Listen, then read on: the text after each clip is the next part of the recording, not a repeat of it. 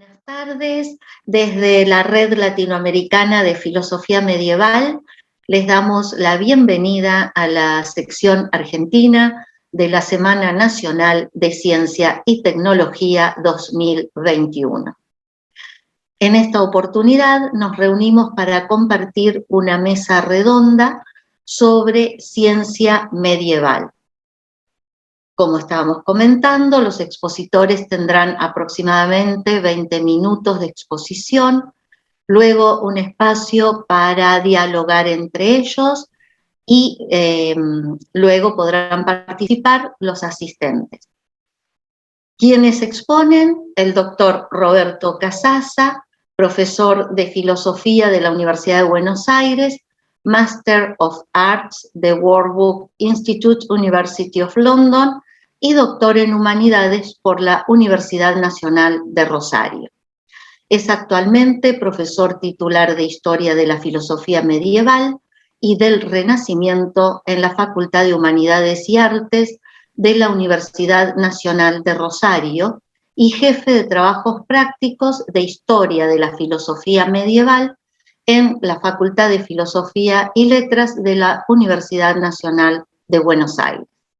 Desde la Biblioteca Nacional Mariano Moreno, en cuya dirección de investigaciones trabaja desde hace 2 décadas, ha desarrollado diversos estudios y proyectos sobre historia del libro y de las bibliotecas y es actualmente responsable del proyecto Incunables en acervos latinoamericanos no registrados en el ISTC, Incunabula Short Title Catalog. Jaime Elías Bortz es médico, magíster en epistemología e historia de la ciencia y doctor en medicina con dedicación a las humanidades médicas. Se desempeña como profesor adjunto en la Universidad Nacional de Buenos Aires, de la Universidad Nacional de La Matanza y de la Universidad Maimónides, y es docente investigador categoría 1. Celina Ana Lertora Mendoza es doctora en Filosofía por las Universidades Católica Argentina y Complutense de Madrid, doctora en Teología por la Pontificia Universidad de Comillas, España, miembro de la carrera de investigador científico de CONICET, institución de la cual ha sido becaria de iniciación y perfeccionamiento interna y externa. Se especializa en historia de la filosofía y la ciencia medieval, colonial y latinoamericana, y en epistemología. Ha publicado 30 libros, 325 artículos y participado en 230 congresos, jornadas y encuentros sobre temas de su especialidad. Ha sido profesora de las Universidades Católica Argentina, Nacional de Buenos Aires y Nacional de Mar del Plata, del Salvador, y actualmente es profesora de doctorado en la Universidad Nacional del Sur. Ha sido profesora invitada en diversas universidades del exterior, como Salamanca, Nacional de Colombia, Autónoma Metropolitana, Xochimilco de México, Católica de San Pablo, Brasil, de la República de Montevideo, entre otras. Ha dirigido y dirige tesis y proyectos de investigación sobre temas medievales. Es miembro de diversas asociaciones internacionales referidas a la filosofía medieval y la historia de la ciencia. Es presidente fundadora de la Fundación para el Estudio del Pensamiento Argentino e Iberoamericano, FEPAI, y miembro fundador de la Red Latinoamericana de Filosofía Medieval. Julián Barenstein es profesor, licenciado y doctor en filosofía por la Universidad de Buenos Aires, titular de las cátedras Latín 1, Latín 2 y Literaturas Clásicas en la Universidad del Salvador, jefe de trabajos prácticos de Latín 1 en la Universidad Nacional de San Martín. Se ha desempeñado asimismo como investigador, becario postdoctoral en el Consejo Nacional de Investigaciones Científicas y Técnicas, CONICET, en las áreas de filosofía tardoantigua, medieval y renacentista, también en cultura y lenguas latinas. Para quienes no me conocen, yo soy la coordinadora Susana Beatriz Violante de este encuentro. Damos entonces ahora lugar a la primera comunicación del doctor Roberto Casasa, titulada El cosmos medieval, contrapuntos sobre el volumen del espacio universal, la esfera celeste, y la extensión total del tiempo, la historia. Adelante, Roberto, muchas gracias.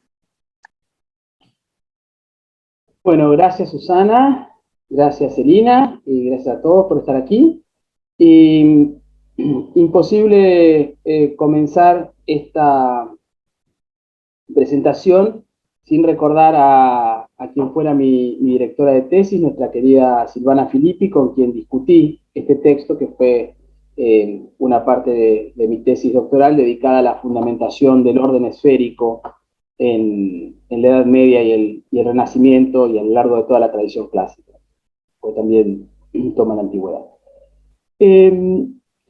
Si uno piensa en coordenadas espaciales, geométricas, y en el modo en que esas coordenadas se pueden expresar en el plano físico, rápidamente se encuentra con el gran enigma filosófico, que es el del movimiento, ya que el movimiento es precisamente el punto de unión entre el espacio y el tiempo. El espacio remite al tiempo para explicar el movimiento y el tiempo remite al espacio, a su vez, para explicar el mismo fenómeno. Y sin dudar, duración y espacio son las marcas primeras que tenemos en tanto arrojados a la existencia, en tanto Dasein, digamos, en términos heideggerianos. Estamos en la espacio-temporalidad. Ahora, si comparamos el modo en que está, vamos a pensar alguien del siglo XIII o alguien del presente en el universo, hallamos algunas diferencias muy relevantes. Por ejemplo, para aquel hombre del siglo XIII, el universo fue creado, no hace mucho, por un Dios todopoderoso, omnisciente y sumamente bueno. Para el hombre del presente, no hay representaciones respecto del de dónde todo esto, y mucho menos desde cuándo. O las hay vagamente, o las hay solo para aquellos que están adentro de la ciencia. Aquel hombre alcanza a ver con sus propios ojos el límite mismo del universo, a saber, la esfera de las estrellas fijas. Este hombre ve ocasionalmente muchas estrellas en el cielo y ha aprendido vagamente que el universo es o muy vasto o infinito, y ni siquiera tiene muy claro la diferencia entre que el universo sea vastísimo y sea infinito, y vaya si la hay. El hombre del siglo XIII se halla como espectador panóptico en el centro del universo, que es la Tierra, que es el sustrato único y sagrado de la vida, que no es un planeta, sino el punto más bajo y degradado del todo, hacia el cual tienden los restantes entes. Hacia el cual caen, perdón, los restantes entes. El del presente ve como una muy azarosa casualidad que haya una piedra como la nuestra volando alrededor de una estrella en la que se hayan dado las condiciones para la emergencia de la vida. El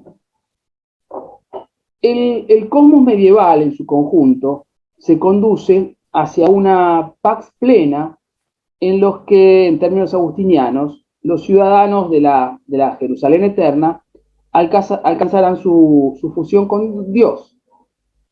En el cosmos actual, apenas la memoria de los hombres es una fuente soñada de trascendencia y sobrevida para la acción individual.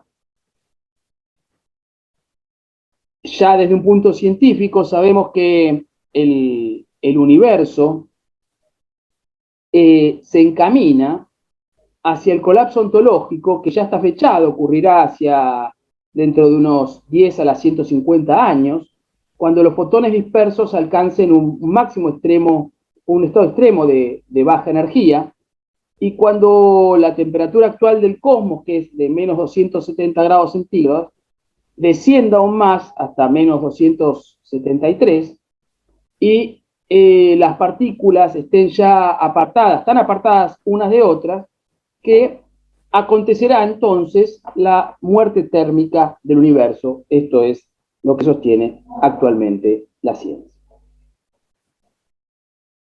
Como ven, el panorama es bastante esperanzador para alguien del siglo XIII y bastante desolador, en todo caso, para alguien del presente. Ahora, si repasamos las coordenadas, las dos coordenadas principales, la del espacio y la del tiempo, vamos a hallar algunos elementos que nos van a pensar un poco mejor estas diferencias. Y comencemos por el tiempo y pensemos en el tiempo ahora principalmente como historia. La historia, para alguien que está situado en el medioevo, es una historia de salvación y se sustenta en el mito fundacional de la creación, del cual emana mediaciones diversas, bien estudiadas por Juan Carlos Salvi, por ejemplo, un esquema historiológico que propone, al igual que ocurrió con los 6 días de la creación, 6 edades de la historia, cada una de una duración de unos 1000 años, un esquema repetido por muchos historiadores tardoantiguos y digamos, de los comienzos de la era cristiana y medievales, Teodoro Antioquía, Hipólito de Roma, Hilario de Poitiers, Agustín, Paulo Orocio, Isidoro de Sevilla, Beda, etc. Y que vamos a hallar muy bien representado en esta bella iluminación que pertenece al Evangeliario de Enrique el León, confeccionada por el monje Geriman hacia 1180, para un volumen que contiene los evangelios en la Catedral de Braunschweig. Allí se presenta a un Cristo en majestad, enmarcado en la visión profética del Apocalipsis, al centro, sentado en el trono dentro de una mandorla, se halla precisamente Cristo, revestido de jaspe y coralina, con el libro sobre su rodilla, Ego Omnia, Ego Faciens, Omnia Haec, yo hecho o haciendo todas estas cosas, y lo que está representado en los 6 rosetones es precisamente los 6 días de la creación, que rápidamente podrán identificar ustedes, a los que hay adosadas de un modo muy interesante una segunda línea de filacteria que contiene precisamente lo que ocurrió en cada uno de los días, en cada una de las edades de la historia. En el primer día fue hecha la luz y también los ángeles, traduzco los textos. En la primera edad de la historia, Abel fue elegido, Caín reprobado. En el segundo día fue colocado el firmamento entre las aguas superiores y las aguas inferiores. En la segunda edad de la historia, el arca salva a los justos. En el tercer día, la tierra se viste de flores, hojas verdes y frutos. En la tercera edad, florece la iglesia embellecida por los patriarcas. En el cuarto día, el sol y la luna y las estrellas son creadas en el firmamento, y en la cuarta edad del mundo se ilumina con los oráculos de los profetas. El quinto día, las aves y los peces son creados a partir de las aguas, y en la quinta edad, el pueblo de Dios es liberado. Los idólatras permanecen junto al río de Babilonia. En el sexto día, las bestias son creadas y el hombre plasmado, y en la sexta edad, el hombre caído es disuadido y encaminado. Como ven, tenemos una primera edad que va de la creación al diluvio, una segunda del diluvio a Abraham, una tercera de Abraham a David, una cuarta de David al cautiverio, una quinta del cautiverio a Cristo, una sexta de Cristo al juicio final, y finalmente, no plasmada, pero se sobreentiende que existe una séptima edad del juicio final hacia toda la eternidad, que es la misma que señaló en más de una oportunidad Agustín de Hipona en la ciudad de Dios, obra, entre otras cosas, que en cuyo libro 15, entre los capítulos 11 y 22, Agustín se ocupa, lápiz en mano, de contar los años que vivió cada uno de los personajes bíblicos y establece que el diluvio debe ser datado 1656 años después de la creación y discute con otros autores que proponen que ese evento ocurrió entre 1300 y 2300 años después de la creación.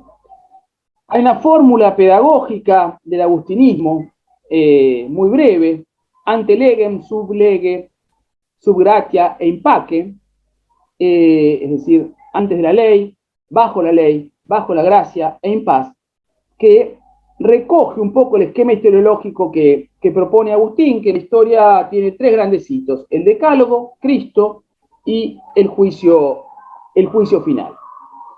Como ustedes bien saben, este esquema historiológico empieza a resquebrajarse con fuerza con los humanistas, y en el Renacimiento diversos autores empiezan a referenciarse fuertemente con la antigüedad y empiezan a distinguir entre una aetas antiqua y una aetas nova, entre la cual sitúan a una aetas media, que de donde viene nuestro concepto central de la cronología, que es el de Edad Media. Pero lo interesante es que este esquema historiológico siguió hasta bien entrado el siglo XVII. Tenemos pensadores ya del segundo humanismo, Scaliger, Bossuet, Usher, Lightfoot, que, por ejemplo, proponen que la creación habría acontecido en el año 3949 a.C. o en el 4004,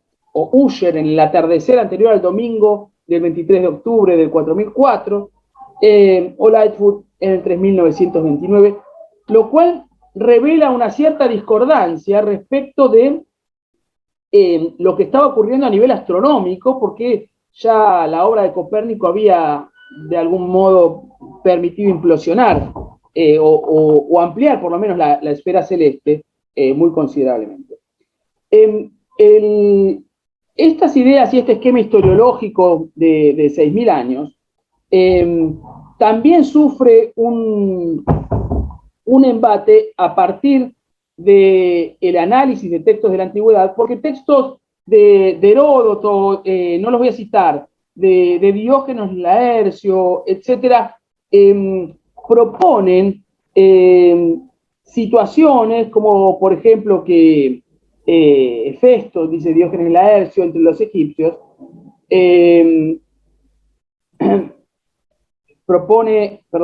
Diógenes Laercio propone a Hefesto como padre entre los egipcios de la filosofía, sugiriendo que vivió 48.863 años antes que Alejandro Magno. Es decir, que del ámbito griego ya llegan un montón de referencias que de algún modo ayudan a que avance la crisis de este paradigma historiológico. Pero va a ser mucho más intensa esa crisis cuando uno analiza lo que ocurre con el espacio, con las dimensiones del espacio. Y para ello, para comprender el alcance a nivel cuantitativo, volumétrico, de la ampliación que implica el descubrimiento de Copérnico respecto de la tradición medieval, voy a reseñar brevemente algunas mediciones del cosmos medieval que traen algunos autores medievales. Baste recordar que hay pocos antecedentes de medición del universo, de las dimensiones del universo, que es concebido como esférico. Esto es muy importante por toda la tradición aristotélica y la tolemaica, ilimitado, esférico ilimitado por la esfera de las fijas. Una primera medición interesante es la que aparece en una obra de Arquímedes que se titula El Arenario, que se propone saber cuántos granos de arena caben en el universo. Y para eso mide cuántos granos de arena caben en una semilla de amapola. Y luego mide cuántas semillas de amapolas caben en el universo. Todo esto es un ejercicio que hace Arquímedes fundamentalmente para desarrollar una notación matemática de números descomunalmente grandes, que, como bien saben ustedes, es un problema que tiene cierta autonomía en la historia de la matemática, el problema de la notación de números muy grandes.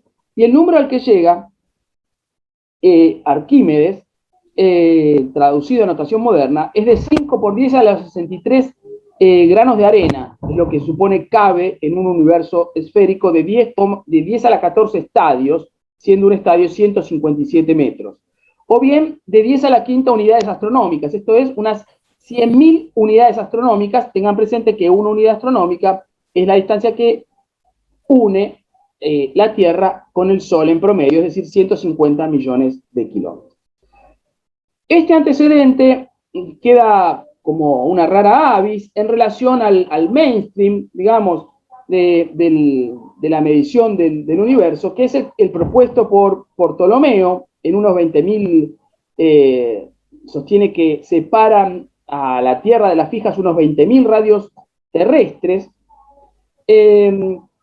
por lo cual el diámetro del universo tolemaico sería de unos 90 millones de kilómetros, es decir, 1,39 unidades astronómicas, y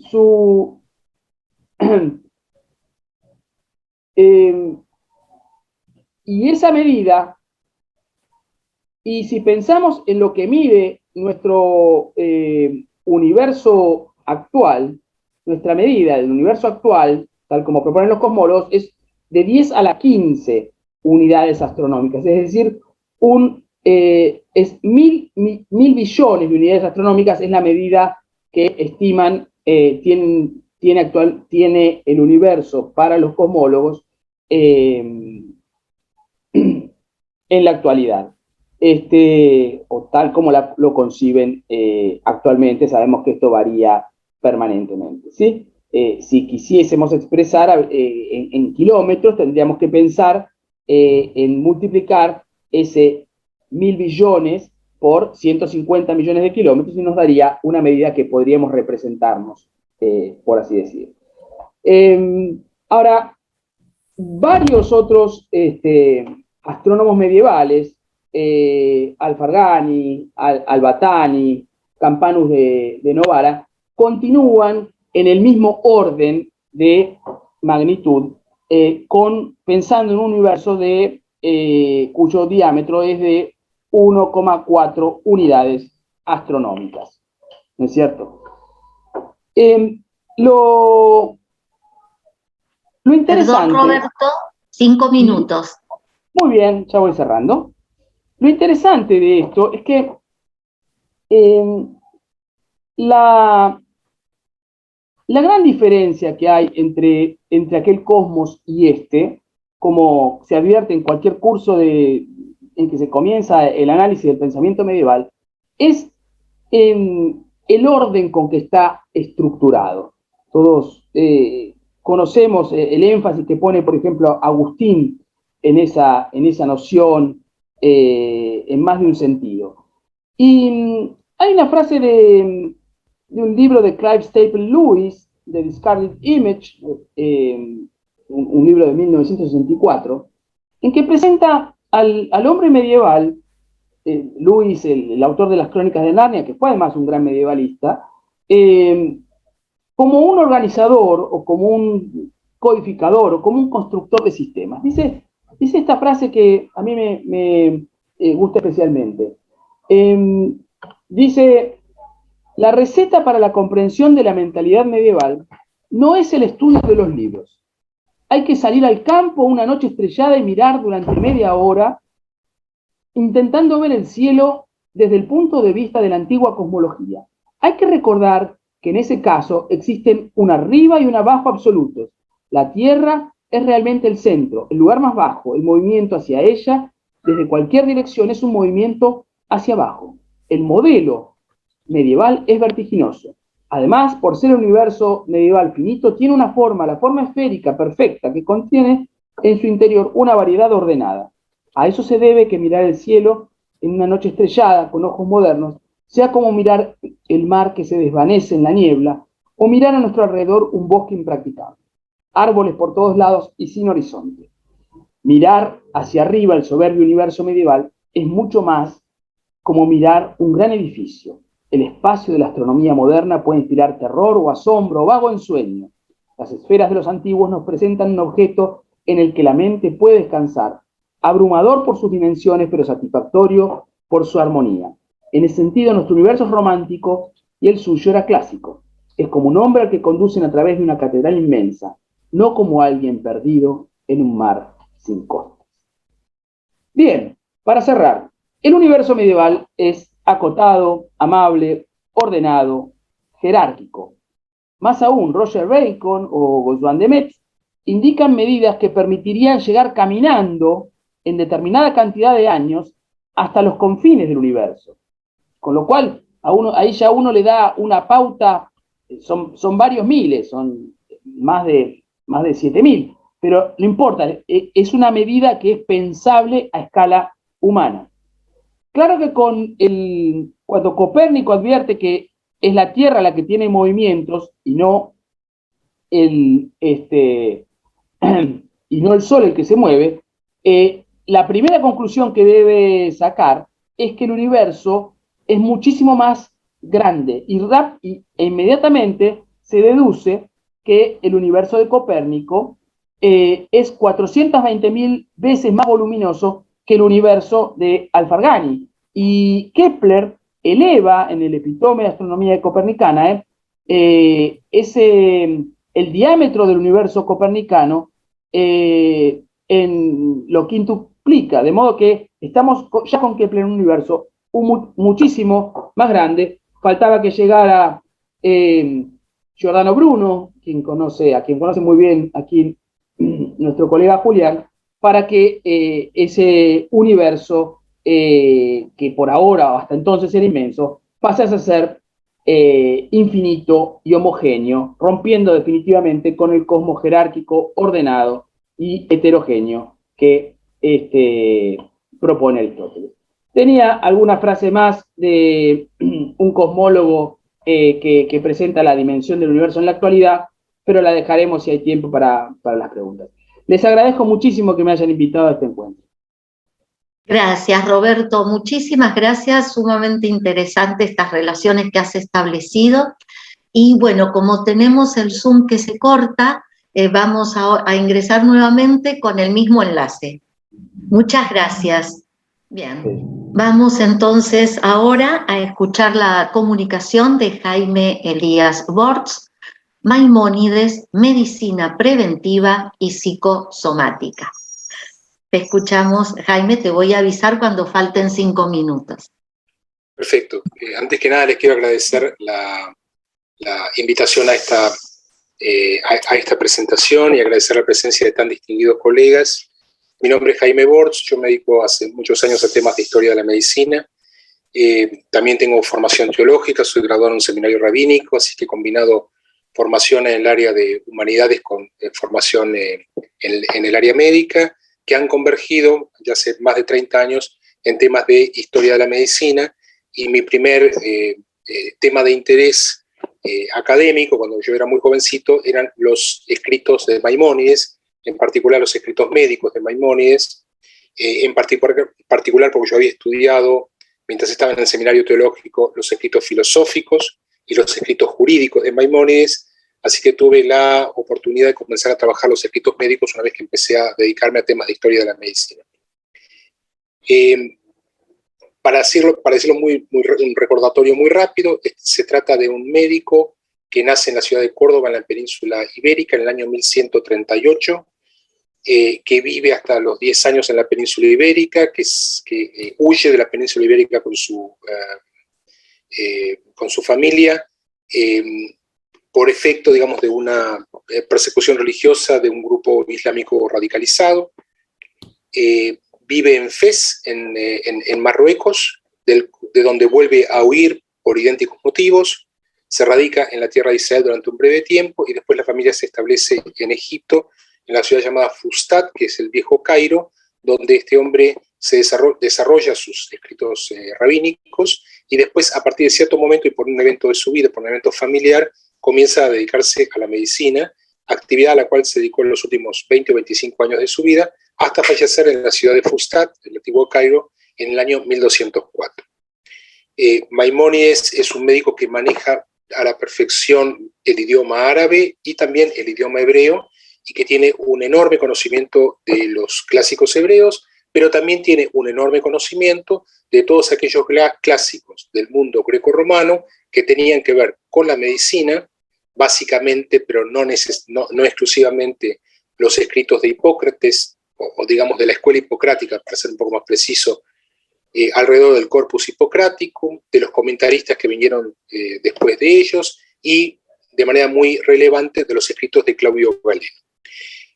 Así que es interesante la figura de este hombre porque de alguna manera provee una especie de relato de cómo se formaba un médico con un gran conocimiento de teología y de filosofía de la época, un médico que muere en el año 1204, es decir, un médico que se desarrolla a lo largo del siglo XII en el mundo islámico.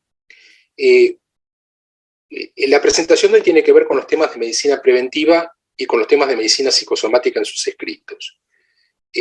Nosotros disponemos solamente de 20 minutos, así que va a ser necesario, digamos, comprimir lo que tenemos, y vamos a comenzar por el tema de medicina preventiva. El trabajo que yo hice, digamos, originalmente cuando me doctoré es estudiar los temas de medicina preventiva y los temas de medicina psicosomática en los escritos de Maimónides, pero no solamente en los escritos médicos de Maimónides, sino estudiar esta misma temática en los escritos filosóficos, en los escritos rabínicos y también en el escrito astronómico que él tiene. Y lo que se pudo encontrar en ese momento, en esa investigación, fue la enorme cantidad de elementos vinculados con medicina preventiva que habían estado dispersos a lo largo de sus escritos rabínicos y filosóficos, y que de alguna manera habían sido concentrados en sus escritos médicos. Pero tener una visión holística sobre todo lo que él escribió sobre esta temática, pero a lo largo de diferentes textos y en diferentes momentos de su vida, provee una suerte de panorama general de cómo él veía los temas de medicina preventiva. También hay que decir que Maimónides no es un médico original, en el sentido que no es un médico que es capaz de crear una enorme cantidad de conocimiento original. No es un médico, digamos, al estilo hipocrático, no es un médico al estilo galénico. Lo que sí tiene de interesante, y creo que es el core, digamos, del interés sobre él, es que tiene una tremenda capacidad de sistematización.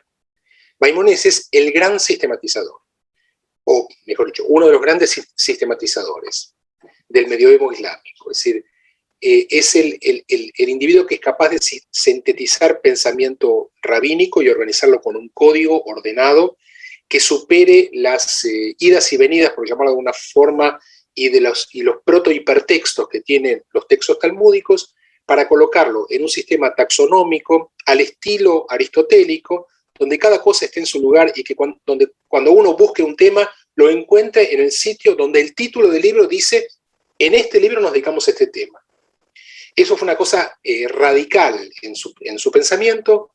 Esa manera de concebir el conocimiento le valió muchísimas críticas, acerbas críticas, en su vida y luego de su vida, en polémicas entre maimonidianos y anti-maimonidianos, pero lo que trajo es una especie de herramienta instrumental del pensamiento griego sistematizado para un texto que para mucha gente hasta ese momento, y debo decir hasta el día de hoy, era sumamente errático como son los textos talmúdicos, o sumamente disperso o desordenado como son los textos talmúdicos. En ese pensar ordenado, o en esa voluntad de ordenar el pensamiento, una de las herramientas importantes que él tuvo es recurrir en cuanto a la medicina preventiva, a los fundamentos de medicina preventiva que se habían dado en el mundo griego, y por extensión en el mundo greco-romano. El mundo griego y el mundo greco-romano, y en enorme medida el mundo del medioevo latino, estuvo estructurado en cuanto a la medicina bajo el criterio de las 6 cosas no naturales. El concepto es 6 cosas no naturales, es decir, la las cosas que un individuo tiene que cuidar para no enfermarse, subtitularíamos nosotros, para ejercer la medicina preventiva, es un título nuestro, digamos así, perdón el posible anacronismo, caen en 6 categorías. La primera es el aire, la segunda es la comida y la bebida, la tercera es el movimiento y la quietud, la cuarta es el sueño y la vigilia, la quinta son las excreciones y las secreciones, y la sexta son los afectos del alma. Esto es lo que en latín fue llamado en su momento, y acá pido disculpas a los clasicistas que tenemos en el grupo, que lo sabrán decir mucho mejor que yo, sex res non naturales, las 6 cosas no naturales. ¿En qué sentido estas cosas no eran naturales? En el sentido que estaba la libertad del ser humano de qué hacer con estas 6 categorías. Entonces, la estructuración intelectual de Maimónides alrededor de la medicina preventiva está fuertemente, anclada en cómo respetar estas 6 categorías. Y esto se va a plasmar en acciones concretas.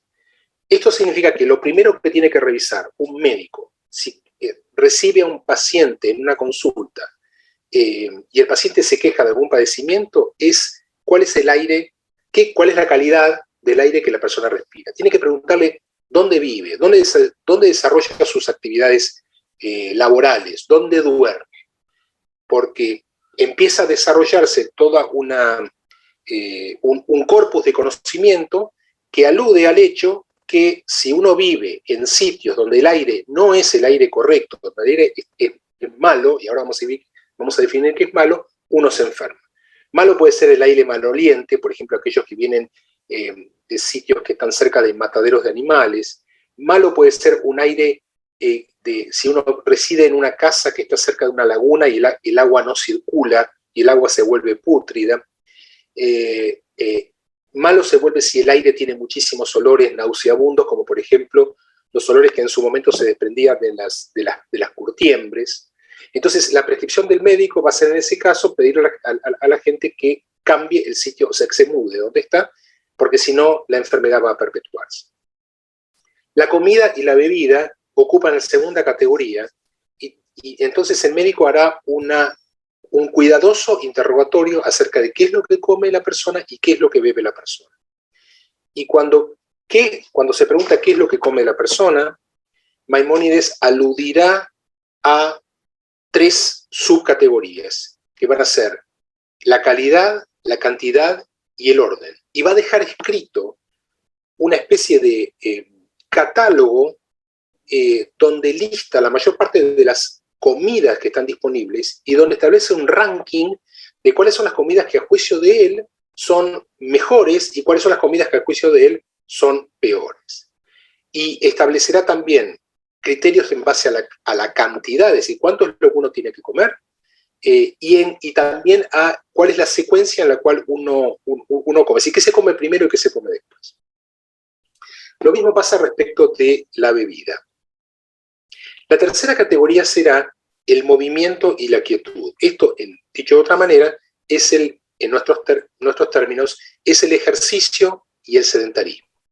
Y pedirá, al igual que en el resto de las categorías, que las personas no cometan excesos. Aquí hay un comentario, que es que el otro concepto que informará sus ideas acerca de medicina preventiva va a tener que ver con lo que se llama la vía dorada del medio, ¿sí? Y va a postular una idea que en realidad la está recogiendo de Aristóteles, donde va a decir que los seres humanos tienden hacia los extremos de manera sistemática y que el hombre virtuoso lo que hace es tratar de acercarse hacia el medio. Desde esta perspectiva, hacia el medio, es decir, en una jerga coloquial, ni tanto ni tampoco. Y ese ni tanto ni tampoco lo aplicará al aire, a la comida y la bebida, al movimiento y al sedentarismo y a las otras categorías las otras 3 categorías que vamos a ver enseguida. Es decir, la idea es que todos los seres humanos tendemos hacia los extremos, que en la medida que nos alejamos de la vía dorada del medio, nos vamos a ir enfermando, que necesitamos llegar a un equilibrio permanente, que el equilibrio es función de un ajuste permanente, es decir, que no siempre podemos estar en esa vía dorada, sino que vamos a tender hacia un lado o hacia el otro en más o en menos, y que parte del hombre sabio es intentar mantenerse en ese equilibrio. Y parte de la función del médico, como hombre sabio, porque lo asimila de esta manera, y hay categorías de médicos, la categoría mayor es la categoría de hakim en lengua árabe, que es el médico que además de conocimientos de la medicina tiene conocimientos de filosofía, y eso lo vuelve sabio. La función del médico será una función pedagógica respecto del paciente, para tratar de ayudarlo al paciente a que vuelva a esa vía del medio. La cuarta categoría, retomo el tema de las 6 cosas no naturales, es lo que se excreta y lo que se secreta. Y va a tener que ver con las funciones del orinar, el defecar, el salivar, el transpirar. Entonces lo que se va a decir es que una persona que orina demasiado se enfermará, y si orina demasiado poco también se enfermará. Y lo que hay que tratar de hacer es conservar nuevamente una especie de promedio deseable de qué es lo que se quiere para cada una de estas funciones corporales. Lo mismo pasa con la quinta categoría, el sueño y la vigilia. Si se duerme demasiado está mal, si se duerme demasiado poco está mal, y en ambas situaciones una persona puede enfermarse. La sexta categoría es las emociones del alma. Y acá comenzará a tallar entre comillas, lo voy a decir ahora, el Maimónides psicólogo, el estudioso de las funciones del alma, donde va a poner ejemplos en el área, por ejemplo, de la generosidad o de la mezquindad y la avaricia, en el área de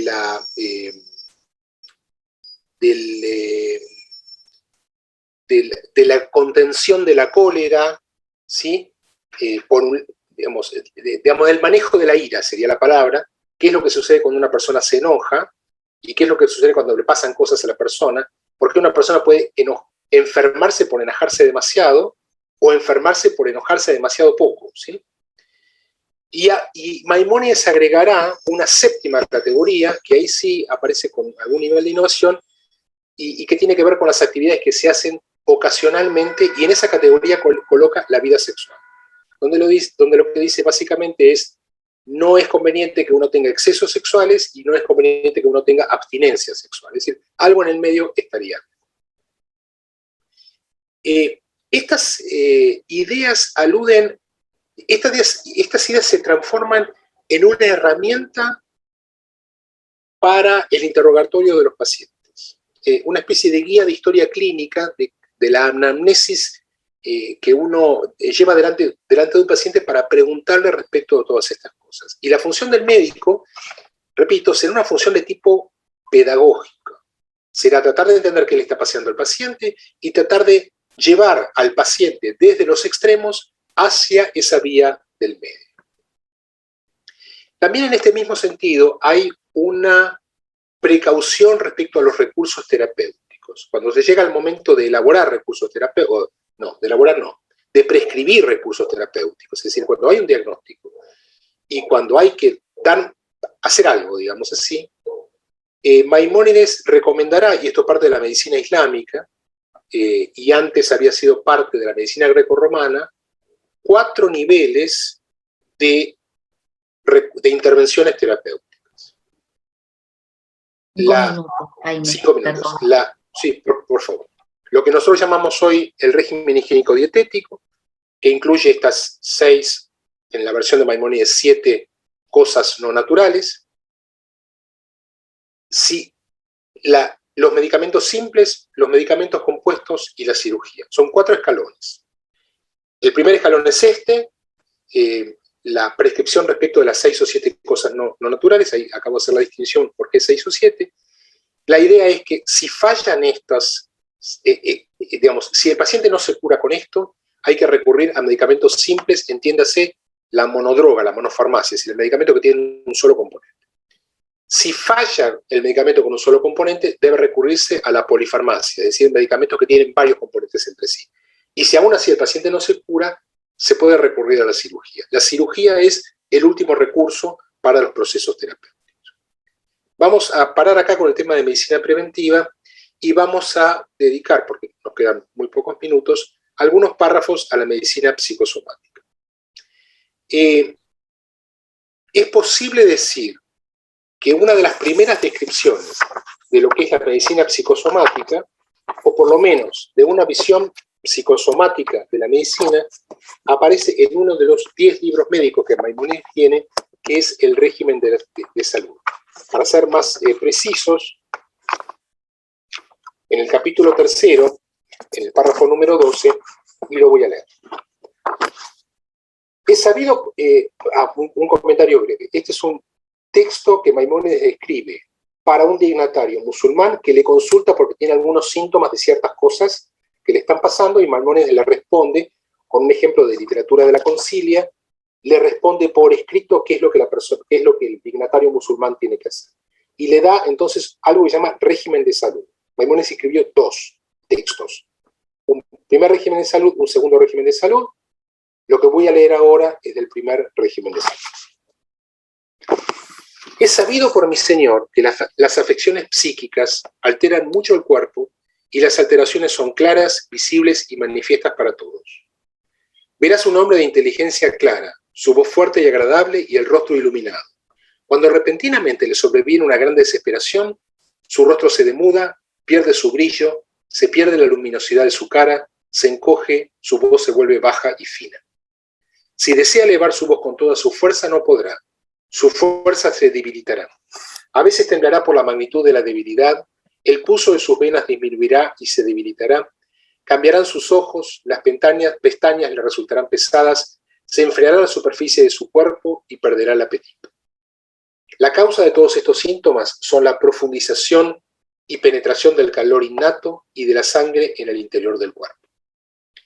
Por el contrario, verás un hombre de cuerpo débil, aspecto raro y fina voz. Cuando reciba una gran alegría, verás que su cuerpo se fortalece, se eleva su voz, se ilumina su rostro, se agiliza su movimiento, se fortalece y aumenta el pulso de sus venas. Reflejará el gozo y la alegría en su rostro y en las pestañas. Todo esto será claro, no podrá disimularlo, ni será necesaria la reflexión para advertirlo. La causa de estos síntomas es el movimiento del calor innato y de la sangre hacia el rostro. De esta forma se reconocen el miedoso, el ansioso, el seguro, el tranquilo, el poderoso y el triunfador. Sus movimientos revelan sus pensamientos. A veces la tristeza alcanza al hombre poderoso por su mala suerte, hasta el punto que no ve porque pierde visión y se le empaña la vista. En cambio, en el triunfador aumenta la luminosidad de sus ojos de forma tan notable que parece que aumenta y crece la luz del aire. Esto es un tema claro y no es necesario extenderse en él. Se considera que este párrafo es claras y fundamentadas de la medicina psicosomática, o por lo menos de una visión psicosomática de la medicina. ¿Y por qué lo digo? Porque a la función meramente descriptiva, ¿por qué medicina digo? Porque a la función meramente descriptiva, que tiene que ver con la llegada de buenas o malas nuevas en gente, digamos, en buen estado o mal estado de ánimo, y cómo cambia una cosa con la otra, se les agrega un racional fisiológico detrás. Es decir, hay una explicación de por qué las cosas suceden y que tienen que ver con el concepto de calor innato, que fue uno de los conceptos principales de la fisiología galénica.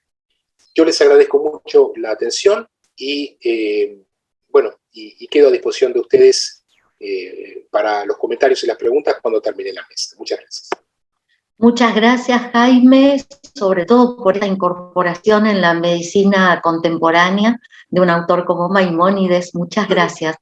Tardes nuevamente y vamos a escuchar ahora la exposición de la doctora Celina Lertora Mendoza, que se titula 3 aportes de Roberto Grosseteste a la astronomía ausoniense. Gracias, Celina, te escuchamos. Gracias. Así como comentaba Jaime, que siempre se interesó desde los comienzos de su investigación doctoral por Maimónides, a mí me pasó con Grosseteste, que fue también un objeto de investigación para mi tesis y que siempre he continuado trabajando en esto. Lo que les voy a traer ahora en realidad no es ninguna novedad.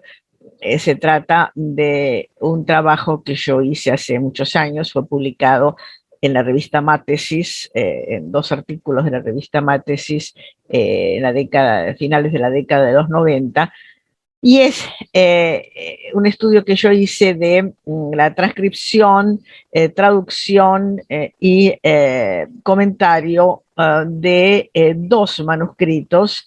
El tercero no lo trabajé, pero lo voy a mencionar. Pero primero voy a referirme un poco a la importancia de este movimiento oxoniense de comienzos del siglo XIII en la historia de la ciencia latina, especialmente la astronomía, pero también la física. Este movimiento intelectual que tuvo su centro en Oxford debe sin duda su importancia a la recepción científico y filosófica griega y árabe, de la cual recibe la mayor parte del material que le sirvió de base a especulaciones posteriores, no solo en Oxford, sino también en el continente. Por lo que hace a la astronomía, podemos considerar 2 grandes ramas o temáticas que ocuparon la atención de los oxonienses. La cuestión sobre la estructura del universo, algo sobre lo que ya acá se ha hablado, y la elección dilemática entre el sistema de las esferas concéntricas de Aristóteles Eudoxo y el de las excéntricas y epiciclos de Ptolomeo, que fue una discusión que atravesó toda la Edad Media y que solía zanjarse de una manera pragmática con una especie de principio de tolerancia carnapiano avant la lettre, diciendo que en realidad en lo que hacía Ptolomeo era una explicación astronómica y lo que hacía Eudoxo era una explicación física. El mismo Tomás de Aquino pone en duda que el sistema de Ptolomeo sea realmente descriptivo del universo real y dice que es un recurso para salvar los fenómenos. De cualquier manera, los astrónomos obviamente usaban el sistema ptolemaico. Pero un segundo grupo de trabajos son las observaciones astronómicas. Personalmente creo que es justamente esta segunda línea, este segundo tramo intelectual que aparentemente es menos teórico, menos original, fue, sin embargo, el decisivo para lo que Kuhn luego llamó la revolución copernicana. Es decir, es precisamente el gran acopio de información astronómica que hace saltar el sistema de Ptolomeo cuando ya resulta insuficiente el seguirle añadiendo hipótesis ad hoc. Según la tradicional explicación de Kuhn, la ciencia normal continúa más o menos sosteniéndose en la medida en que las anomalías que se detectan puedan ser explicadas con alguna hipótesis ad hoc. Pero llega un momento en que esas anomalías son tantas que ya no es posible continuar con las hipótesis ad hoc y entonces el sistema entra en un colapso y se produce una revolución científica. Una de las cosas que me parece muy interesante en la historia de la ciencia occidental y que Kuhn no trató, digamos, en este sentido, es que es precisamente el movimiento importante de cálculo astronómico, o sea, de una astronomía matematizada, la que produjo esta cantidad de anomalías a las cuales se refiere Kuhn. Y por eso es que yo considero importantes toda la documentación que podamos obtener con respecto a este tipo de trabajo de los medievales, sobre todo del siglo XIII y también, por supuesto, del XIV.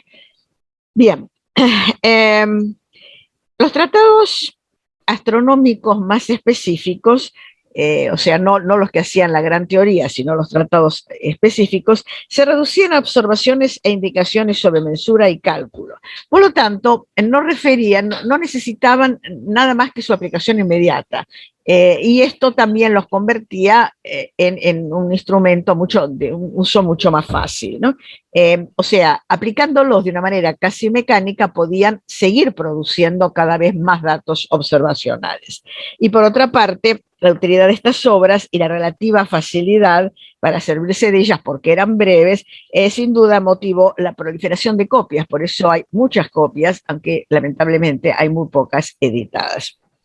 Este movimiento, que ya era perceptible en el siglo XII, se benefició de los aportes posteriores del siglo XIII, que ya muy tempranamente en el siglo XIII muestran resultados de la aplicación a los diferentes meridianos europeos de los trabajos árabes que habían sido traducidos por una cantidad importante de traductores.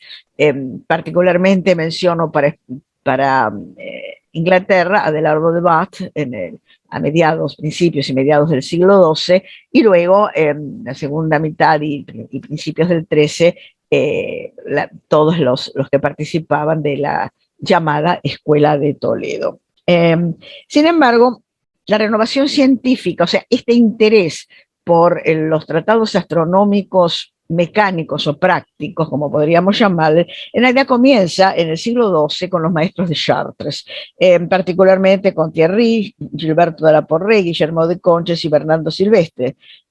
Todos ellos influyeron en Roberto Grosseteste.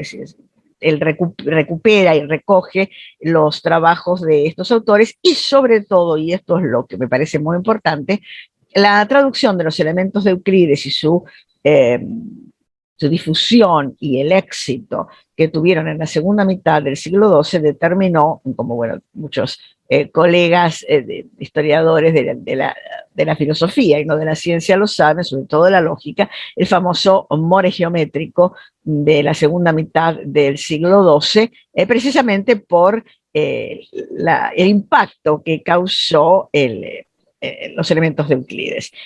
Pero además de este impacto que causó en la manera de producir, diríamos, conocimientos de tipo filosófico, otro de los elementos fue la importancia que se dio a afinar el instrumental matemático para los cálculos astronómicos.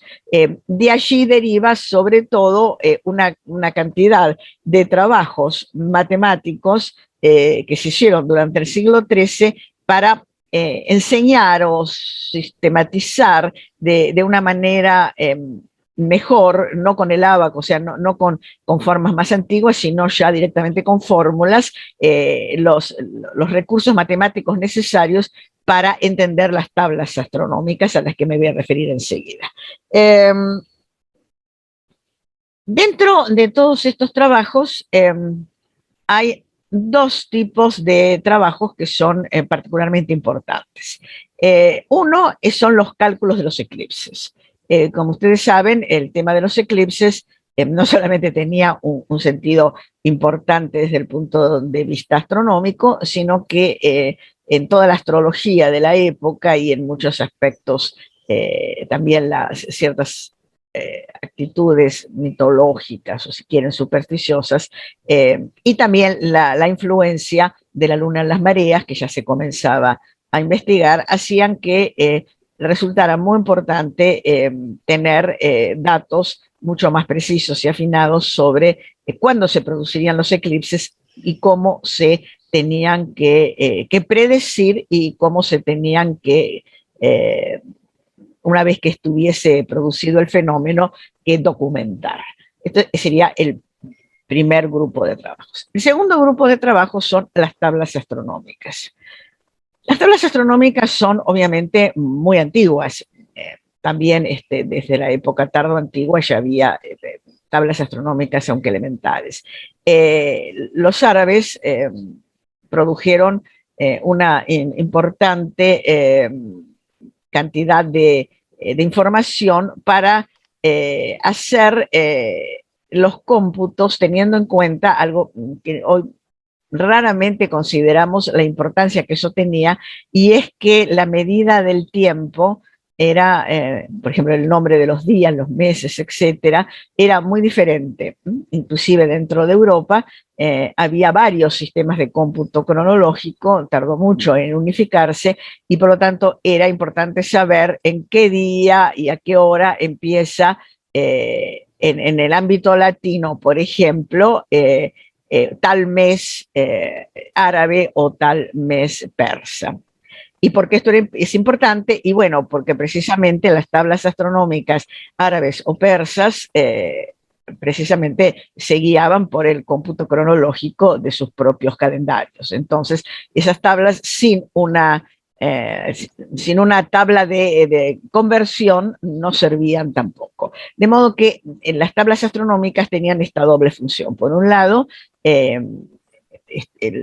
la indicación de las medidas de los fenómenos celestes, fundamentalmente de los eclipses, pero también de otras, el círculo del zodíaco, etcétera, ¿no? O sea, los movimientos del año.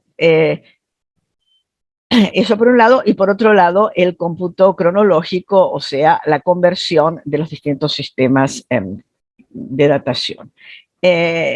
Por eso hay muchísimas tablas, porque en cada lugar era necesario hacerlas. Si se habían hecho tablas, por ejemplo, astronómicas al meridiano de Toledo, que eran las más conocidas y las que se basó Grosseteste, no servían para el meridiano de Oxford, por ejemplo, tampoco servían para el meridiano de París. Entonces era necesario hacer una modificación de estas tablas, no para cambiarles la estructura, sino para adecuarlas, para que sirvieran a las observaciones en diferentes lugares de Europa.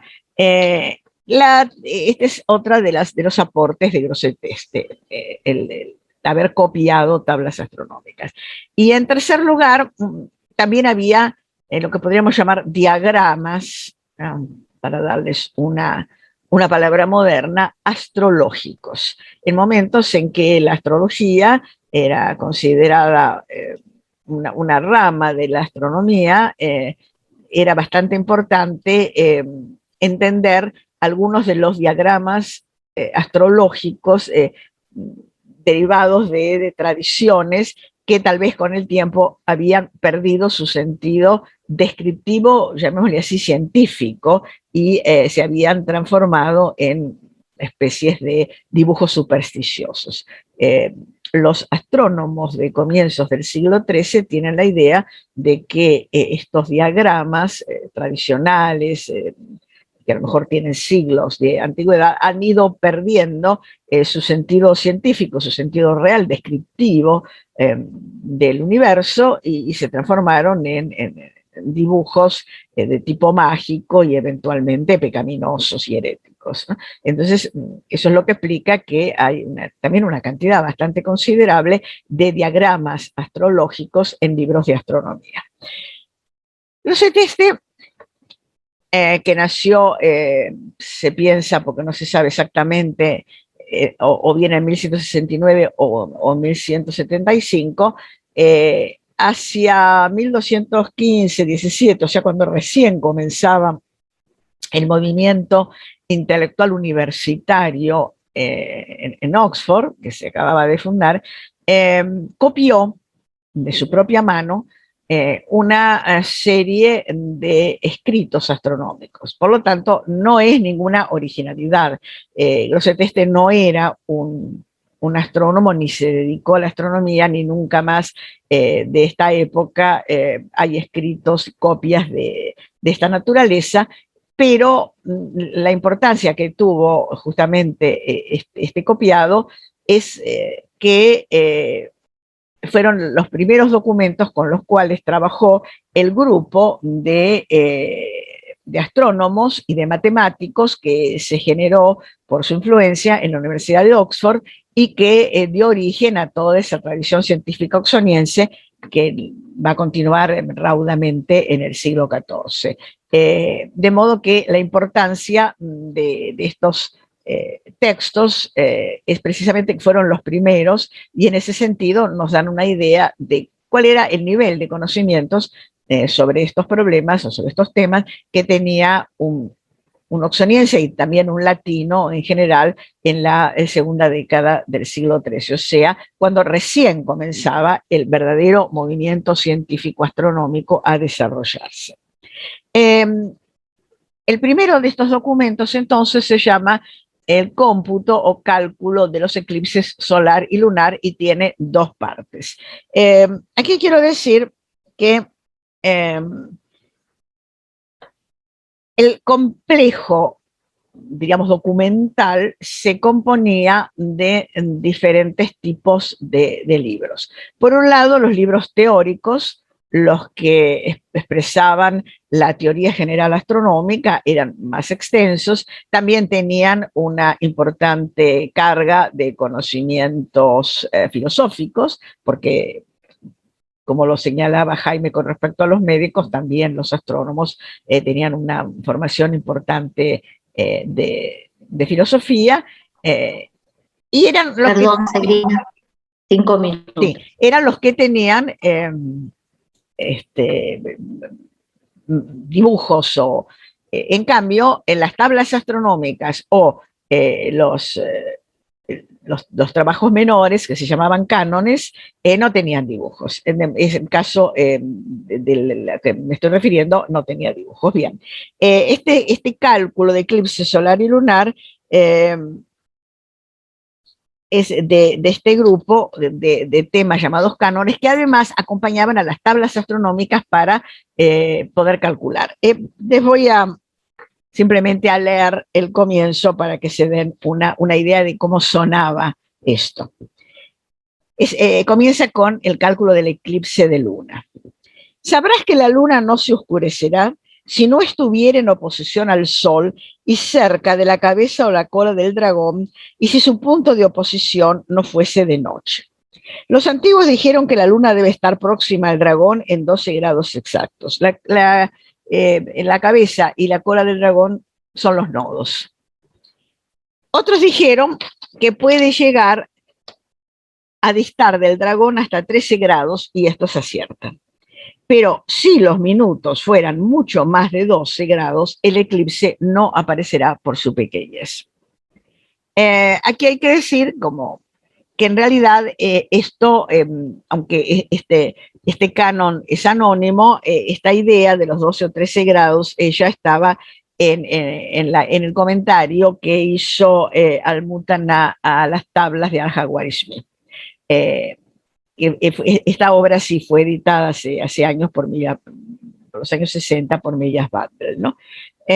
La magnitud de un eclipse se medía en dedos, o sea, en dígitos, cada uno de los cuales es una 12ª parte del diámetro lunar aparente. Luego de explicar cómo hacer los cómputos previos, concluye que según los resultados el eclipse será total o parcial. Entonces, si la latitud de la luna fuera igual o mayor a la mitad de los dos diámetros, se oscurecerá completamente. Si fuese igual, se oscurecerá. Si fuese igual al diámetro, se oscurecerá toda. Si fuese menor que el diámetro, se oscurecerá en parte. Y luego de explicar cómo se calculan los dígitos, indica que tiene que usar la tabla. Y entonces dice: entra pues con los dedos que tienes en las tablas del eclipse lunar y toma lo que encuentres en la distinción de los dedos con los cuales entraste, dedos de luna y minutos de dedo. El eclipse solar es parecido, también comienza así.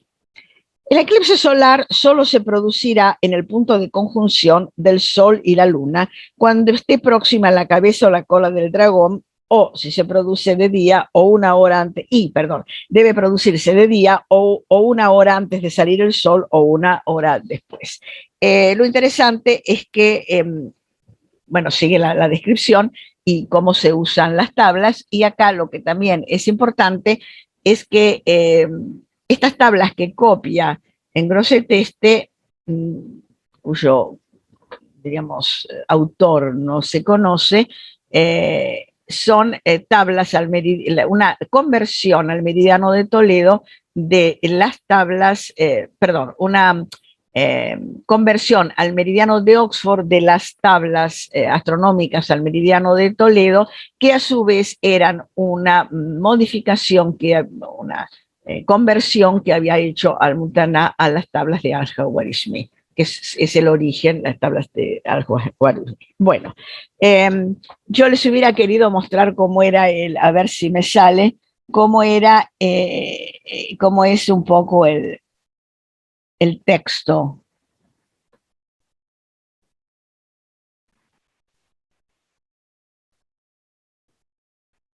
No sé si lo ven. Todavía no, Celina. Bueno, ya se ve que no lo sé hacer. La hora. Donde dice compartir pantalla, ahí tenés un cuadradito verde. ¿Sí? Allí, ahí haces clic y buscas ya lo tengo, claro, pero no, parece que igual no sale. Bueno, no importa. Veremos si lo puedo añadir cuando se haga el video. Realmente es la letra de Grosseto sumamente enrevesada. Bueno, y finalmente, para terminar, quería decir que estos trabajos, lamentablemente, que durante más o menos desde 1960 a 1990 tuvieron un sostenido crecimiento en la tarea de transcribir, etcétera, han decaído notablemente porque los historiadores de la ciencia, de la astronomía, ya no se interesan tanto por el medioevo como hace 40 años, por lo cual realmente no es mucho más lo que hay de avance con respecto a esta enorme cantidad de documentos. No es tampoco fácil entenderlos, es necesario también trabajar con un astrónomo. Bueno, esto lo sabe Roberto Casassa porque también trabaja con astrónomos y hace historia de la astronomía. Mi experiencia en los últimos congresos mundiales de historia de la ciencia es que hay como dos grandes puntos de interés que son la antigüedad y la historia reciente. La historia medieval y la historia moderna de la ciencia han decaído en interés. Esto es una realidad. Tal vez se modifique y se mejore en un futuro, es esperable. Bueno, muchas gracias. Muchas gracias, Celina, y gracias por traernos estas cuestiones de las tablas astronómicas y sí, esta necesidad de volver a revisar esta ciencia en el medioevo. Aquí estamos nuevamente, vamos a escuchar ahora al doctor Julián Barenstein con su comunicación, el arte luliana y las ciencias. Te escuchamos, Julián, gracias. Bueno, en principio, gracias por la invitación. Voy a decir muy pocas palabras para que no suene adulatorio. Me siento realmente honrado y halagado y además un poco amedrentado, debo decir, después de haber escuchado a los colegas. Pero bueno, voy a tratar de hacer lo mejor que pueda. Bueno, miren, yo voy a hablar de Ramon Llull, conocido también como Raimundus Lullus, o en castellano directamente como Raimundo Lulio. Raimundo Lulio es un autor que vive a caballo entre los siglos XIII y XIV, que encuentra su vocación filosófica y científica muy tarde, después de los 30 años, y que muy tarde para esa época al menos, y que comienza a escribir alrededor de los 40 años. Las circunstancias de su escritura, que es, podríamos decir frenética, ¿no? Ramón es uno de los 3 polígrafos más grandes del medioevo, ¿no? El primero es, por supuesto, Alberto Magno, después Ibn Arabi de Córdoba, ¿no? El Mojidin, el vivificador de la fe, y que es un sufí, y en tercer lugar vendría Ramón, que se calcula que escribió... Bueno. Perdón, silenciamos los micrófonos, perdón, gracias. Gracias. Bueno, y Ramón habría escrito 275 obras, de las cuales se están editando todavía desde 1976 la edición definitiva, ¿sí? Que ya lleva por 40 volúmenes, ¿no? Es, al menos según los editores, es la edición efectivamente definitiva. Se han revisado todos los manuscritos existentes, ¿no? La edición latina de sus obras. Ramón además escribió no solo en latín, sino en catalán, y a instancias de la leyenda escribió también en árabe algunas de sus obras. La mayoría de las obras que tenemos están escritas en latín, pero hay algunas que están escritas en catalán, unas alrededor de 40, y además las que están escritas en catalán tienen también una versión latina, debido quizá a la mano de algún amanuense contratado por el propio Llull o a luristas posteriores. A ciencia cierta no lo sabemos, pero como ocurre en autores que son eclécticos y que escribieron mucho, hay obras que se le terminan adjudicando cuando no son de su puño y letra. Bueno, entonces, hecha esta pequeña introducción, Ramón nace en 1232 en la isla de Mallorca, que pertenecía en ese momento a la corona de Aragón, y muere en 1316. Si bien el proyecto que a él lleva toda su vida es la conversión de los infieles, el método con el que él pensaba convertir precisamente a los infieles, entendiendo primero a los judíos, después a los sarracenos y después a los tártaros, es decir, a los mongoles, está basado en un ars infusa, un ars revelada, es decir, el término ars, por supuesto, en latín significa técnica, es una técnica revelada después de 9 años de arduo estudio, por Dios mismo, por supuesto, y que entonces este arte, este ars, va a representar de alguna manera los principios que fundamentan la realidad. Entonces, en tanto tal, ese ars permite ser aplicado a cualquier tipo de disciplina, a cualquier ciencia.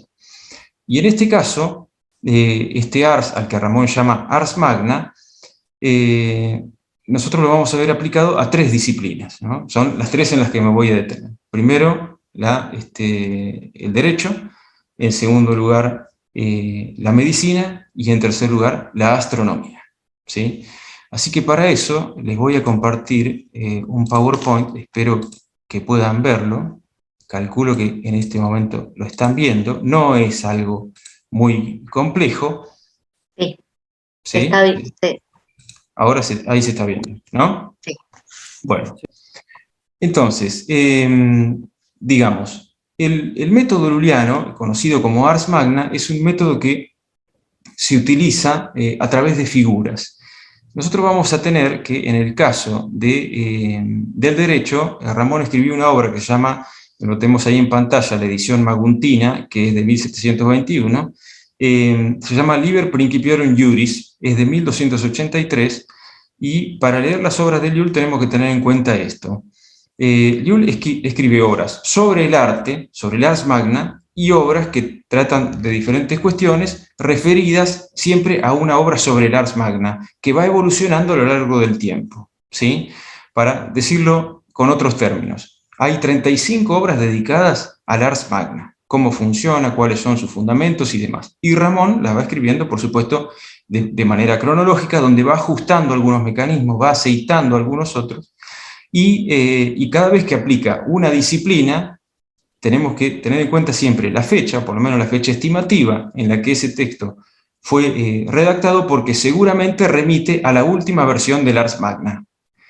Si quisiéramos decirlo en otros términos, tenemos que pensar que las obras sobre el ars, las que explican el método lulliano, son como si fueran planetas, y las otras obras sobre disciplinas puntuales, sobre la conversión de los infieles y demás, son algo así como satélites que orbitan alrededor.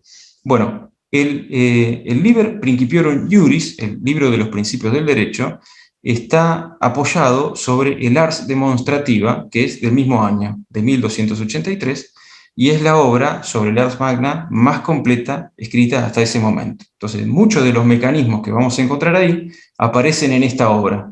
Yo, por cuestiones de tiempo, los voy a pasar por alto, así como varias figuras que ustedes van a ver, que las voy a pasar muy rápido, pero eventualmente podemos volver si después hay alguna pregunta. Bueno, el Liber Principiorum Juris, entonces, está fundamentado a partir de una figura, que es, como tenemos ahí en pantalla, una figura circular, con 16 casillas periféricas.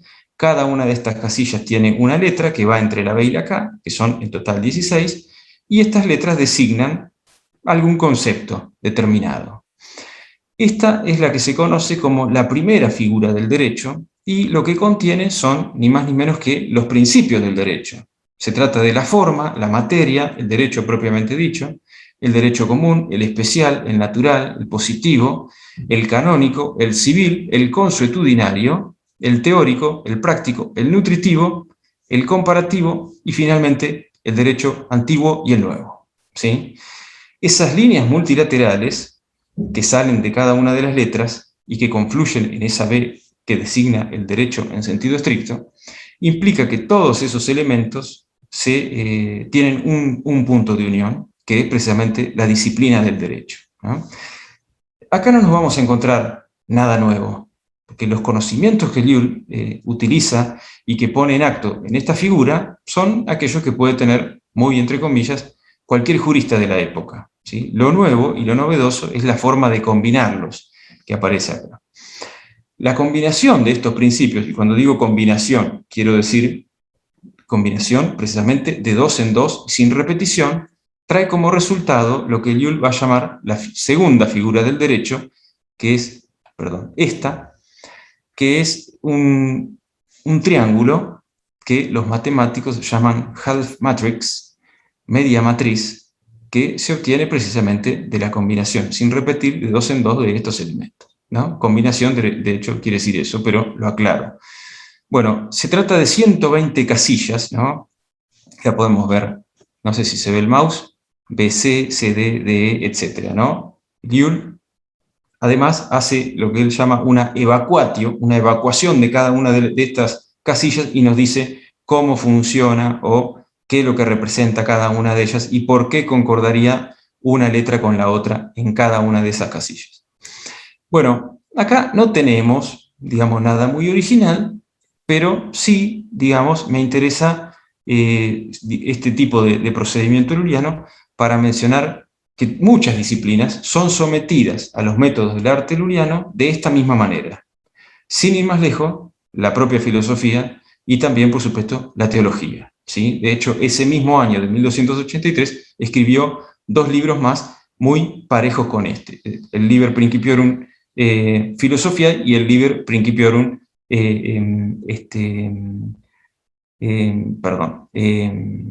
dije astronomía, filosofía y, bueno, el otro que mencioné antes. Ahora se me fue, disculpen.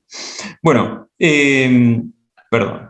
Bueno, sigamos un poco más y vamos a pasar entonces ahora al segundo, a la segunda disciplina, que es, de la teología era. Y la segunda disciplina que me interesó tratar en este punto, en este caso, que es la medicina, ¿sí? En este caso vamos a tener, voy a pasar varias figuras muy rápidamente, nos vamos a detener en el libro de los principios de la medicina, que supuestamente es una obra que Ramón la escribió a lo largo de 10 años, tal vez entre 1274 y 1284, o 1273 y 1283. A ciencia cierta no lo sabemos. Lo que sí importa es esto, que es la primera de toda una serie de obras de medicina donde se somete nuevamente los conocimientos usuales, los conocimientos de común acceso para cualquier universitario, a los procedimientos lullianos, ni más ni menos.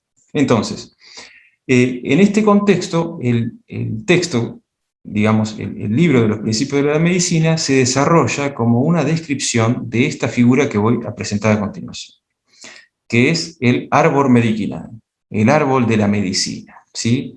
Es una figura, como ustedes imaginarán, de muy difícil lectura, ¿no? Aunque Ramón sostiene una y otra vez que su arte, su ars magna, es muy fácil de aprender.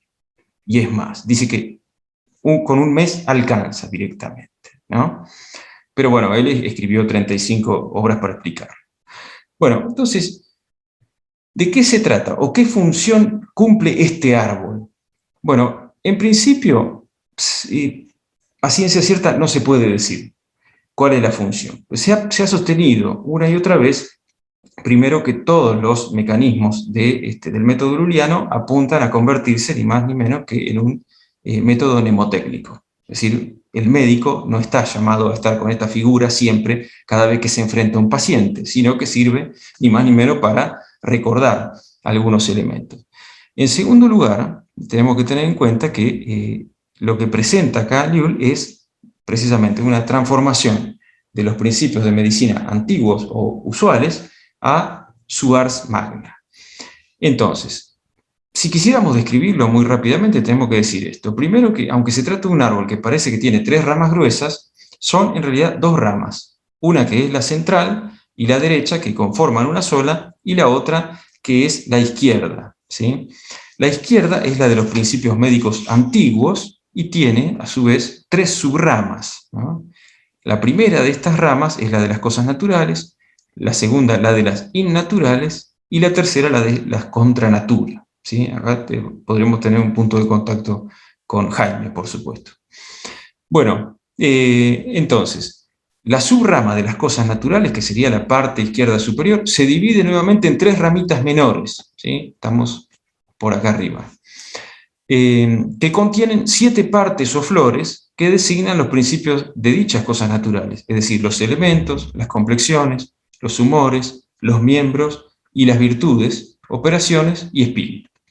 Se trata de todo lo que determina la edad, el color, la figura, la diferencia de género, y que se predica de todas las cosas naturales, por lo menos según Llull, que había estudiado medicina, hasta donde sabemos, en 2 escuelas, en la de Salerno en Italia y en Montpellier, que si bien hoy pertenece por supuesto a Francia, en ese momento estaba dentro de los territorios catalano-aragoneses. Bueno, la segunda subrama, la de las cosas innaturales, que sería la parte izquierda al centro, se divide en 2 ramitas que contienen 6 flores, y cada una de estas flores menciona el ejercicio, el alimento, el sueño y la vigilia, la evacuación y la llenura, y los accidentes del alma, como el gozo, la ira, la tristeza, ¿no? Ahí tenemos otra coincidencia con lo que había comentado Jaime. Bueno, la subrama de las cosas contra natura, que sería la parte izquierda inferior, tiene 3 flores, que representan la enfermedad, la causa de la enfermedad, los accidentes de la enfermedad, respectivamente. Son, siempre de acuerdo con Llull, los principios de la medicina que se enseñaba en la universidad. Y digo nuevamente, universidad es para Llull, Montpellier y Salerno. Bueno, la segunda de las ramas principales, que está por supuesto constituida, lo digo otra vez, por la central y la derecha, para no perdernos en el dibujo, recorre los principios de la primera rama, es decir, de la izquierda, pero los recorre artificialiter et metaphorique, artificial y metafóricamente. Y cuando dice artificialmente, se refiere por medio del ars magna.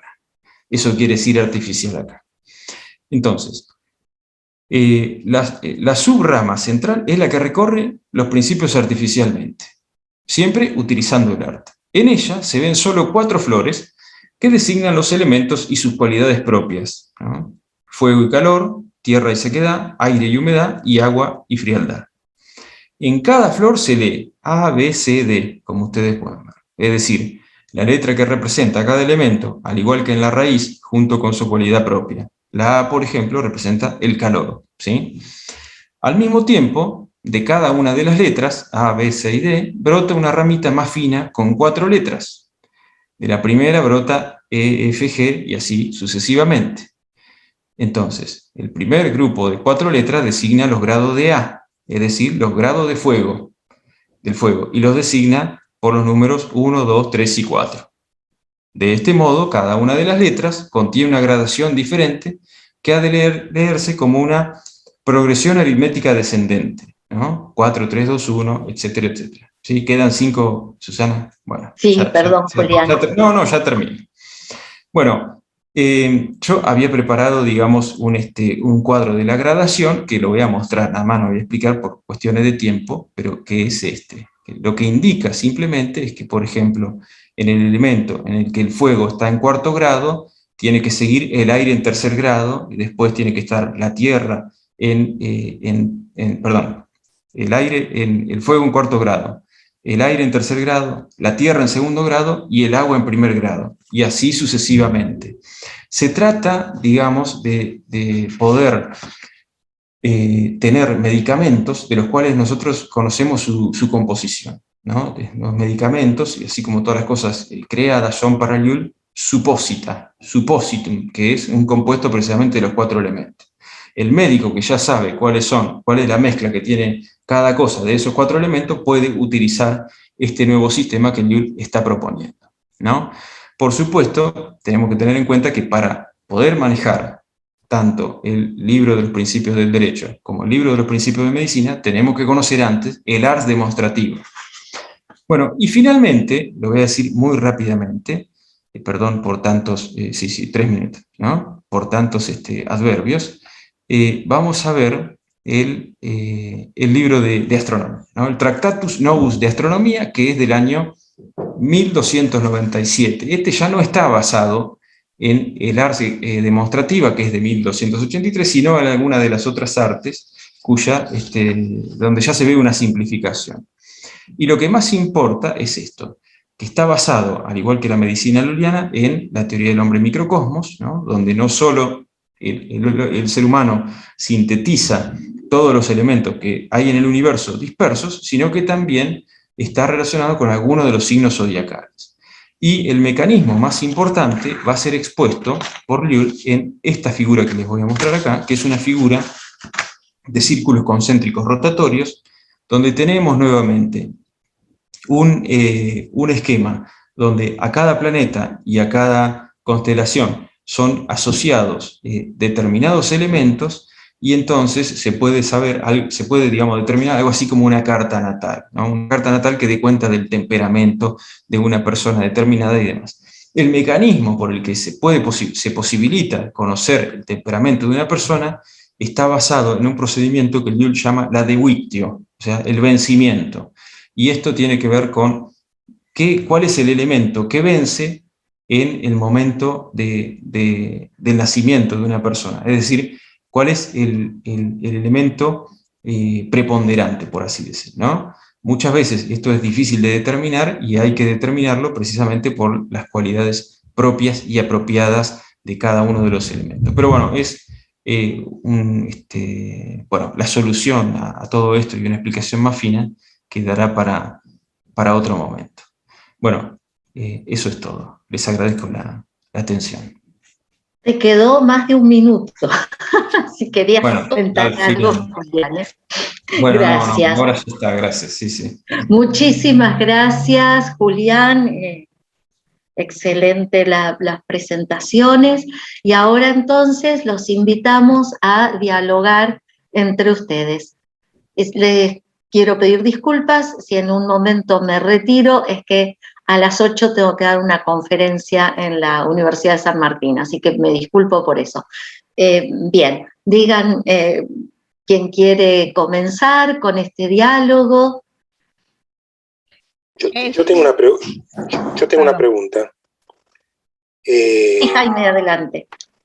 Primero tengo un comentario y después una pregunta. Mi primer comentario es felicitar a los colegas expositores por el nivel de las exposiciones. La verdad es que estoy me agradaron muchísimo, porque son temas que yo no conocía, y entonces eso me produce, digamos, una tremenda curiosidad intelectual para poder aprenderlo. Así que muchas gracias a todos. Ese es el comentario. Y después tengo una pregunta que también proviene de la curiosidad, pero también de la ignorancia, y es para Roberto Casasa, y que tiene que ver con lo siguiente. En los textos bíblicos, en particular en algunos textos, y no me refiero al Génesis, sino textos más tardíos, como por ejemplo los Salmos, aparecen algunas indicaciones algunas referencias sobre alguna visión, si se quiere, astronómica o cosmogónica, digamos así, del universo. Qué sé yo, lugares donde dice los cielos son cielos para Dios y la tierra le fue dada a los seres humanos. Y hay algunos salmos en particular donde yo no los recuerdo en este momento, y la verdad que si yo hubiera sabido que la presentación tenía que ver con eso, hubiera estudiado antes para poder hacer la pregunta. Así que pregunto desde la ignorancia. Hay alusiones acerca de cómo se veía desde la perspectiva del salmista, quitemos que no sea el rey David en el año 1050, digamos, que los textos de los salmos hayan sido infinitamente más tardíos, acerca de cómo ellos veían, o cómo el cercano oriente estaba viendo que el mundo estaba constituido. Mi pregunta tenía que ver con si vos sabés si algo de esas tradiciones fueron recogidas en la Edad Media. Porque claro, ellos leían el Antiguo Testamento, además de leer el Nuevo Testamento, y leían el Antiguo Testamento, además de haber leído a Aristóteles y a Ptolomeo y demás. ¿Hay algo del Antiguo Testamento tardío que haya aparecido en esas visiones? ¿Sabés algo de eso? Bueno, ante nada, retribuimos los elogios, hemos disfrutado también tu ponencia, lo digo en nombre de todos, seguramente. Y lo segundo, lo primero que me viene a la mente es el principal trabajo que conozco, que ya es canónico hace mucho tiempo, de Giovanni Schiaparelli sobre las alusiones astronómicas en los textos bíblicos del Antiguo y del Nuevo Testamento, ¿no es cierto? Esa es una obra fundamental que va a ilustrar sin duda tu consulta. Yo desconozco, realmente no soy capaz de responder a tu pregunta, pero tan solo señalar que en esta mandorla didáctica que mostré, hay una gran síntesis de la cosmovisión medieval, por eso es una imagen tan atractiva. En las esquinas se suman Salomón, David, Moisés y Boecio, además de las representaciones de los 4 evangelistas, con lo cual está el Antiguo Testamento, el Nuevo Testamento y la filosofía. Cada uno tiene una filacteria mínima que expresa la cosmovisión medieval en su conjunto, incluyendo la de Boecio. Así que bueno, no soy capaz de responder, digamos, completamente tu pregunta, pero seguiremos en diálogo. Yo quería decir algo con respecto a la pregunta de Jaime, y es que en general, y esto lo digo desde el punto de vista de historia de la teología y de la exégesis, ¿no? Que fue justamente mi tema de tesis de teología, y es que en general durante los primeros siglos, hasta diríamos el siglo XIII, los textos del Antiguo Testamento que podían tener alguna referencia cosmogónica, como vos decís, o astronómica, no fueron interpretados básicamente de una manera literal, o sea, la parte literal se trabajaba muy poco, sino que en general se los interpretaba de una manera alegórica, ¿no? El caso más típico y más importante es el Hexaemeron de Basilio, de San Basilio, ¿no? Porque tiene una especie de, es como el resumen de toda la tradición patrística anterior griega, y allí se ve claramente que prevalece las interpretaciones alegóricas, ¿no? Los famosos 4 sentidos de la escritura, en realidad uno es literal y los demás son alegóricos, ¿no? Hay que esperar justamente al siglo XIII, y aquí quiero otra vez mencionar a Grosseteste, que a él le interesa y toma en serio las descripciones de la Biblia como reales. Y entonces, por ejemplo, dice que tiene que ser posible encontrar realmente dónde quedaba el paraíso. Porque asume que la descripción es realista. Y en cuanto a los salmos, por ejemplo, famoso, tiene un texto sobre cuando dice que el sol quema la tierra, ¿no? Ese salmo. Y claro, ¿qué es lo que quiere explicar? Que ahí hay una descripción de que en los momentos de mayor acercamiento, o sea, en el verano, diríamos, ¿no? Hay ciertos lugares de la Tierra que se queman, o sea, que son inhabitables. Es la manera de explicar por qué habría lugares inhabitables, no por el frío, sino por el calor. Esto es, son casos casi excepcionales, porque en realidad todo este movimiento que se inició en Oxford hace una especie de teología bíblica basado en darle mayor importancia al sentido literal y descriptivo, de alguna manera solamente fue usado para favorecer, desde el punto de vista religioso, el geocentrismo. Si uno mira la historia, digamos, de la astronomía herética, llamémosle así, y en esto creo que estarás de acuerdo, Roberto, ¿no? En realidad, el problema era siempre el geocentrismo. Lo demás no tenía la misma importancia. Las condenaciones tienen que ver con ese punto, y ahí es donde sí, el sentido supuestamente literal de la Biblia, de que la Tierra está en el centro, era no negociable, hasta el punto de que a Galileo, a pesar de todo su prestigio, se le obliga a jurar de la idea de que la Tierra pueda moverse en un sentido real, ¿no? Bueno, eso era lo que quería comentar. Yo quería hacer una... Sí. Sí, perdón, Celina. Sí. Me acaba de escribir Julián Barenstein que se quedó sin internet, que por favor lo disculpen, que felicita y saluda a toda la mesa, pero que se ha quedado sin internet. Bueno, así que eso era lo que le quería. Bueno, justo yo quería hacer una pregunta a Barenstein y a enseguida, sí. Y Ricardo está levantando la mano también. Sí, no, era solamente que en este tema de las 6 cosas no naturales, en que coinciden de una manera tan especial Maimónides y un siglo y medio, casi 2 siglos después,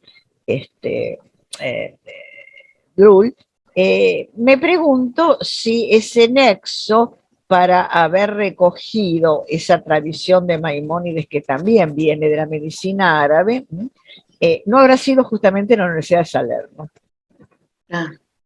Era una idea que le quería plantear a Barenstein, porque de hecho la Universidad de Salerno fue, por influencia fundamentalmente de Federico II, la universidad que recogió más y mejor la tradición árabe, ¿no? Era una pregunta que le quería hacer a Barenstein, pero bueno, no está.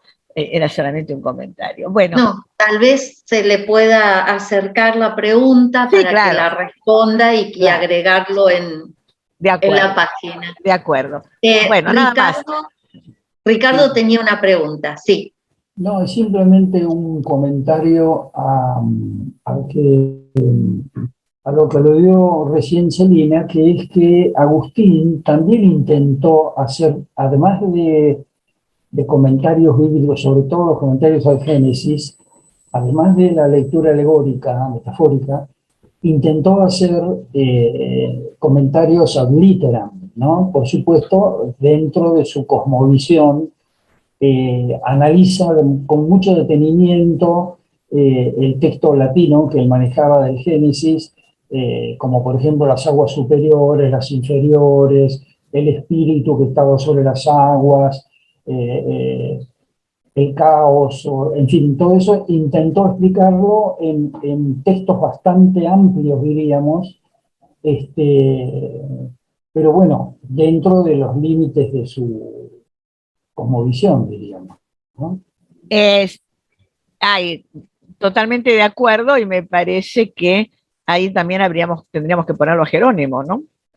Que también era un gran partidario del literalismo, pero esa es una tradición latina. Claro, los padres griegos eran mucho más analogistas o metafóricos en sus interpretaciones. Bueno, relativamente, porque también había escuelas del Medio Oriente que eran más literalistas, pero me refería yo a la tradición que tuvo prevalencia en Occidente. Inclusive, si bien el Génesis ad literam es bastante citado, a la hora del monacato, por ejemplo, las interpretaciones bíblicas son en una buena medida de cita de los padres griegos, en traducciones y floreligios latinos, pero con mucha carga de lo metafórico, ¿no? Yo creo que en ese sentido, el libro de Henri de Lubac, que que nos informa mucho, ¿no?, sobre cómo surgen los 4 sentidos de la escritura en Occidente, da cuenta de por qué se ha ido perdiendo ese sentido literal en función de un tipo de concepción más mística de la religión y de la teología también, ¿no? Pero bueno. Yo tengo un breve comentario para Celina, o más que un comentario, una pregunta. Me encantó la exposición, Celina, y me interesará mucho ver esos manuscritos alguna vez con los que trabajaste. Y bueno, brevemente, si nos querés contar, ¿es un solo manuscrito? ¿Son varios? ¿Cómo funciona eso? Y antes de tu respuesta, ya fuera de cuando lleguemos a los intercambios por mail, me gustaría compartir con ustedes 2 trabajos, uno que hice sobre los eclipses y otro que hice sobre cuestiones medicinales, que no compartí nunca, acá en Argentina casi no he compartido, así que bueno, se los acerco luego por mail para seguir el Y diálogo. bueno, tenemos que generar en la red una comisión de historia de la ciencia, ¿no? Me parece que ya tenemos alguna gente, ¿no? Bueno, en realidad no lo dije, ¿no? Pero por razones de tiempo. El manuscrito de donde están estos folios que yo transcribí está en la Biblioteca Bodleian de Oxford, y en un manuscrito que es la colección Savile, y es un manuscrito que tiene copias desde del 1200 al 1300. O sea, son muchos manuscritos, ¿no? Todos de temas astronómicos y matemáticos astronómicos. Por supuesto, yo tengo de los que yo hice, era lo que les quería mostrar, y no me salió, tengo los microfilms.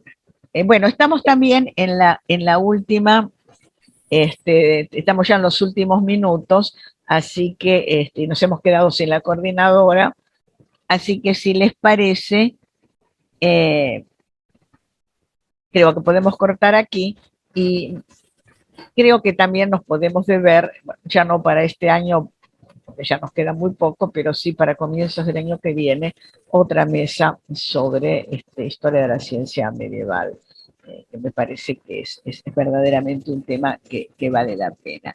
Bueno, acá hay muchos saludos para Susana, de su agradecimiento a la mesa, y bueno, va a estar esto subido a la página dentro de unos días, y mi invitación a que a comienzos del año que viene armemos otra mesa de historia de la ciencia medieval. Muchas gracias.